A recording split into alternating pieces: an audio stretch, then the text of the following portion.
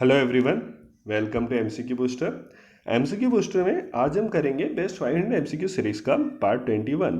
अगर आप लोगों ने बाकी के वीडियोस नहीं देख रखे हैं तो आप एमसीक्यू बूस्टर की प्लेलिस्ट में जाइए, वहाँ पे बाकी की वीडियोस अवेलेबल है। तो शुरू करते हैं। Question first, which of the following pairs naval air station are correctly match. तो naval air station first INS Baaz Campbell bay, second INS Rajali कारावा, C third INS Garuda Kochi. Option से A 1 and 2, B 2 and 3, C 1 and 3, D all of the above. तो इसका correct answer है option C 1 and 3। जो INS बाज है वो कैम्बेल में लोकेटेड है, प्लस INS गरुड़ है कोची में। अगर हम INS रजाली की बात करें तो INS रजाली जो है वो तमिलनाडु की एक डिस्ट्रिक्ट में लोकेटेड है। अरोक्रम अरोक्रम नाम वेलोर जो तमिलनाडु की साउथर्न इंडियन स्टेट में पाया जाता है। It operates under the eastern naval command के अंडर में ऑपरेट करता है इंडियन नेवी की। Has the longest military runway in Asia, Asia का सबसे लॉन्गेस्ट मिलिट्री रनवे है। Next, what do you understand by term Uluru. Uluru शब्द से आप क्या समझते हैं। ऑप्शन से A water body in ancient India, B massive sandstone monolith, C taxation system under Mughal, D new exo planet. तो इसका करेक्ट आंसर है option B massive sandstone monolith. अगर हम बात करें मोनोलिथ, तो मोनोलिथ एक होता है पत्थर टाइप का एक टावर होता है, मतलब काफ़ी बड़ा पत्थर टाइप का वो होता है। ये एंशियंट टाइम पे मैसिव सैंडस्टोन ऑस्ट्रेलिया में पाया जाता है, ऑस्ट्रेलिया में एक लोकेटेड है। ये लगभग इसका सरकमफेरेंस है 9.4 किलोमीटर का, और लगभग ये ऊंचा है 1140 फुट, जो सबमिट है टॉलर देन आईफल टावर से भी ये काफ़ी बड़ा है। उलूरू जो है कंसिडर होता है कि जो अनागू पीपल है ऑस्ट्रेलिया के, उनके लिए ये पवित्र स्थान है। रिसेंटली ऑस्ट्रेलियन गवर्नमेंट ने इसको परमानेंटली जो क्लाइंबर्स है उनके लिए बंद कर दिया है, बिकॉज ऑफ एबोरिजिनल पीपल के लिए।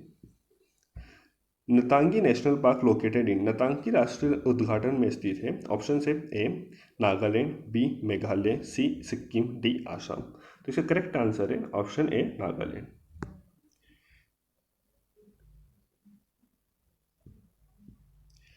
जो नतागी नेशनल पार्क है लोकेटेड है पेरेंट डिस्ट्रिक्ट नागालैंड की।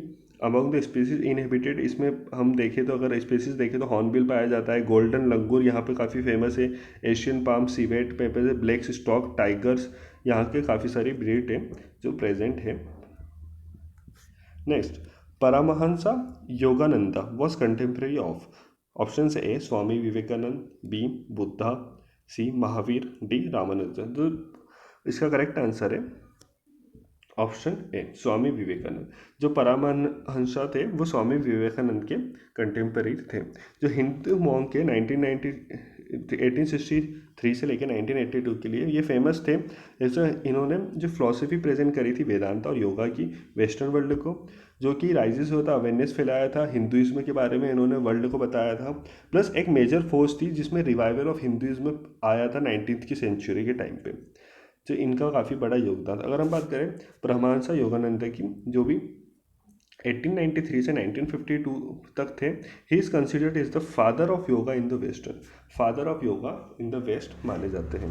Next, recently 15 point reform charter has been mention in media repeatedly related to. हाल ही में मीडिया में संबंधित 15 सूत्री सुधार चार्टर का बार बार उल्लेख किया गया। ऑप्शन है A Indian parliament, B European parliament, C British parliament, D USA parliament. तो इसका ये रिलेटेड है इंडियन पार्लियामेंट से। हाल ही में जो हमारे वाइस प्रेसिडेंट है वेंकैया नायडू, उन्होंने प्रेजेंट करा है 15 point reform charter to new political normal. जैसे पॉलिटिकल में जो डिबेट्स हो रहे होना चाहिए हमारे पार्लियामेंट में, वो अच्छे तरीके से नहीं हो रहे, क्वालिटी ऑफ डिबेट प्रेजेंट करने के लिए इन्होंने 15 पॉइंट रखे हैं।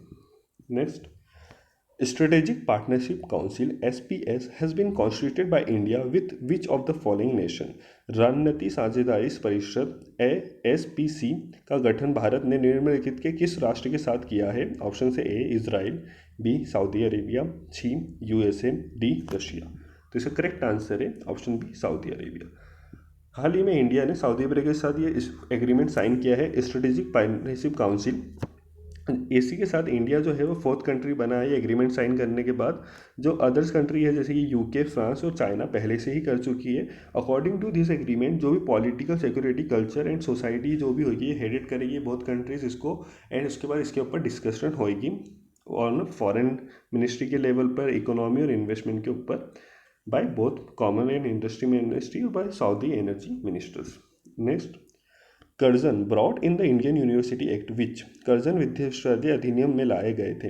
Remove social science from curriculum of private university to curb nationalism, did away with the territorial jurisdiction of the university, brought all university in India under the control of the government, nationalized all higher education institution in India। तो इसका correct answer जो Curzon थे वो university act में broad जितनी भी university थी उसको अंडर लिया थे कंट्रोल के अंदर। कर्जन ने इसको सीरियस नोट की तरह देखा था कि जो स्टैंडर्ड था उस टाइम पे एजुकेशन का काफ़ी ज़्यादा गिर गया था, तो इसलिए कर्जन ने 1992 में ये एक्ट पास करा के उन्होंने एक बड़े ही लेवल पे एजुकेशन की क्वालिटी को सुधारने के लिए ये फैसला लिया था। 1904 Curzon brought Indian university act on 1904। Next, who among the following governor general follow the policy of non interference with native state. Native states के साथ नॉन इंटरफेरेंस के लिए कौन से गवर्नर जनरल थे जिन्होंने ये पॉलिसी अपनाई थी? जॉन सोर, कॉर्नवालिस, वॉरेन हेस्टिंग, विलियम पेंटिक। तो सब करेक्ट आंसर है जॉनसन। जॉनसन ने ये पॉलिसी अपनाई थी नॉन इंटरवेंशन की इन अफेयर ऑफ नेटिव स्टेट्स और adopted policy of strict neutrality. वो चाहते थे कि एक न्यूट्रल जजमेंट हो, प्लस वो इंटरफेयर नहीं करना चाहते थे नेटिव डिसीजन के ऊपर। What you understand by air independent propulsion? Air independent propulsion से आप क्या समझते हैं? It allow non nuclear submarine to operate without access to atmospheric oxygen, it allow submarine to operate without access to fuel, it will not intake atmospheric air, none of the above. तो इसका correct answer है option A. जो भी non nuclear submarine है उनको operate करने देना without access to atmospheric oxygen के, विदाउट एक्सेस के, मतलब ऑक्सीजन की ज़रूरत ना पड़ने पे। तो एयर इंडिपेंडेंट प्रोपल्शन है एक टाइप का टेक्नोलॉजी है जो नॉन न्यूक्लियर सबमरीन है जितनी भी उसको ऑपरेट करती है as a without access to atmospheric oxygen. Next, D track has been mention rapidly in media related to. D track किससे रिलेटेड है? Options A virus, B trojan, C bots, D ransomware. तो इसका correct answer है virus. जो D track है originate हुआ था north Korea से। हाल ही में जो हमारा कुंडकुलम न्यूक्लियर पावर प्लांट है वहाँ पे इसका साइबर अटैक में इसका यूज़ किया गया है। ये ओरिजिनेट हुआ था नॉर्थ कोरिया से, तो ये किस कंट्री ने यूज़ करा ये हमें कंफर्म नहीं पता, बट जो डी ट्रैक वायरस है इसके ओरिजिनेशन नॉर्थ कोरिया से हुई है।